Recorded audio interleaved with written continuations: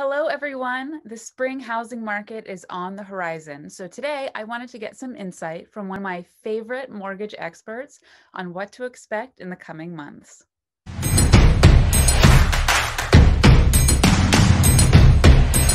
Today we are joined by Todd Sheinin, COO of Homespire Mortgage. Hi, Todd. Hey, Autumn. How you doing? I'm great. Thank you so much for being here. Always a pleasure. So Todd, rates are still incredibly low. So I guess my first question is, will they stay low? Who knows, right? That's the magic 8-ball question that everybody wants to get the answer to. Yeah, the rates are so terribly difficult to predict. There is no way to be certain if they're going to go up, they're going to go down.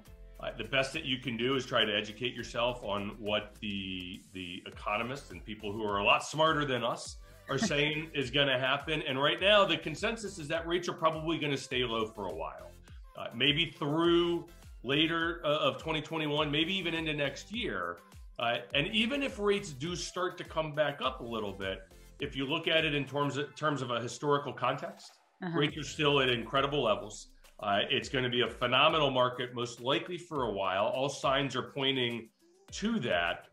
So yeah, I'm expecting that it's going to be a busy 2021. We know that home inventory is low. What does that mean for the buyer?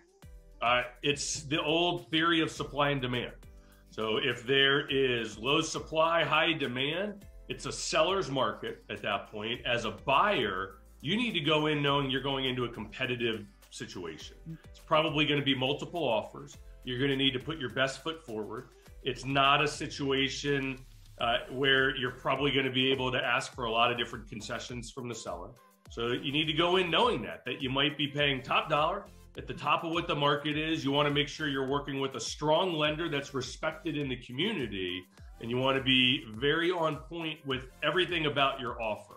Obviously, your agent is going to be able to walk you through the details of that. But the more aggressive you can be in terms of settling faster and having faster contingency dates for financing, for appraisal, that's going to help your offer stand out against some of the others. So you want to work with your agent to see what can you do to make yours a little bit better than somebody else's. And then finally, how do you think that COVID will affect the upcoming spring housing market, if at all?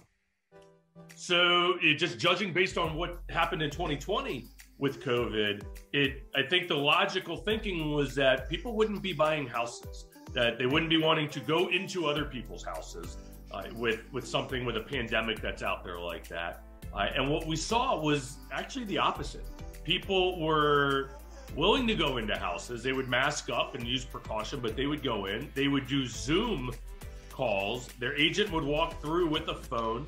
People were buying sight unseen. And the fear of being on lockdown and quarantine, people took that and said, I can't be in this little house any longer, or this little apartment, and have to do that again.